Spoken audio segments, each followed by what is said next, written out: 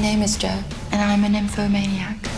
Sex addict. We say sex addict. I am a nymphomaniac, and I love my filthy, dirty lust. Hello, welcome to What the Flick. It's cozy time with me and Alonso to talk about Nymphomaniac Volume 2, which I guess you could watch both movies all in one sitting, but we watched them separately and talked about them separately. So please describe Volume 2. So Volume 2, it's the continuing adventures of Jo, this time mostly played by Charlotte Gainsbourg, who in the first movie, of course, most of her flashbacks involved Stacy Martin, who does a pop-up a little bit here, but now, for the most part, it is Charlotte Gainsbourg getting in on the action.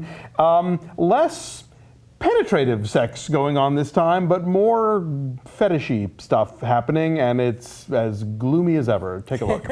Sexuality is the strongest force in human beings. To be born with a forbidden sexuality is agonizing. I love you, Jo.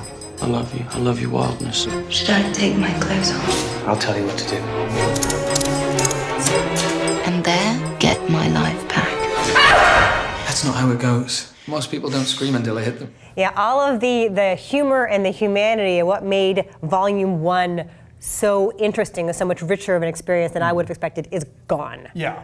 Like Lars von Trier is back. There you go. And I think if we had watched this film the way it's been released in Europe as one 4-hour chunk, it would have seemed like a more natural progression to sort of get darker and darker and grimmer. But as sort of two discrete properties, this time just feels like more of a slog, and you kind of feel like, where is this going ultimately? And you start realizing, well, it's not really going anywhere in terms of, not that I wanted some explanation of the character or why she does things or whatever, but I felt, maybe they were leading to some sort of culmination, climax, if you will, that doesn't seem to be coming. And then we do get an ending that feels weirdly arbitrary and kind of like, well, we have to do something big here. To wrap it all up, yeah. Right? Well, you know what? One thing I liked about Volume 1 is that he doesn't judge her, right? No, I mean, absolutely. his tone is quite frequently so detached, and he's viewing her not just with detachment for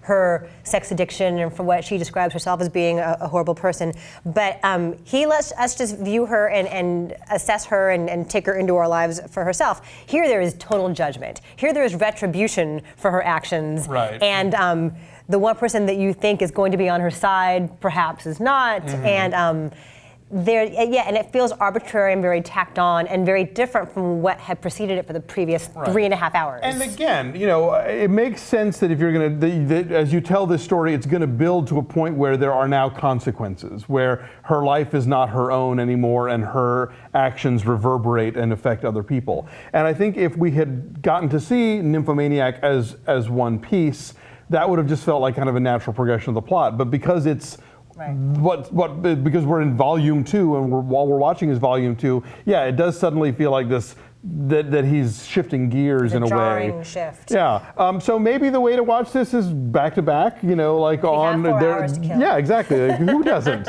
But they're both available on demand. I like the Jamie Bell stuff. Jamie Bell stuff is interesting. He's a little blank, but that's kind of fits the character, so I get that. But this is when it goes into the most daring kind of S&M stuff with her. She wants as much pain as she can take. And there's also a weird restaging of a moment from Antichrist going on too. Yes. But it ends differently. It does. I don't know.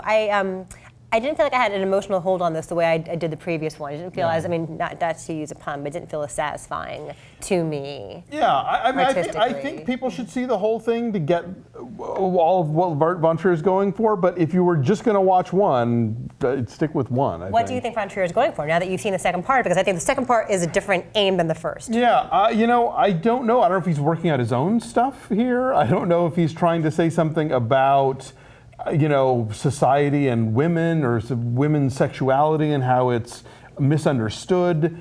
It's hard to say because you're right. It does sort of become more didactic this time than it was the first time around. What was your takeaway? I don't know. She becomes a vengeful creature, and in that regard, she accepts her own power and seizes it.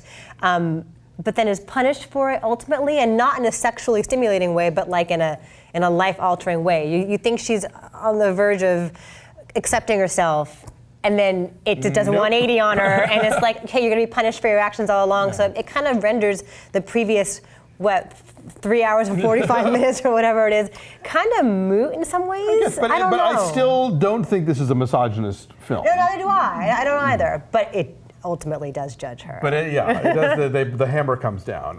So I give this one, it's worth checking out, but I was not as into it as Volume 1, 6.5. I think I would give it like a 5.8.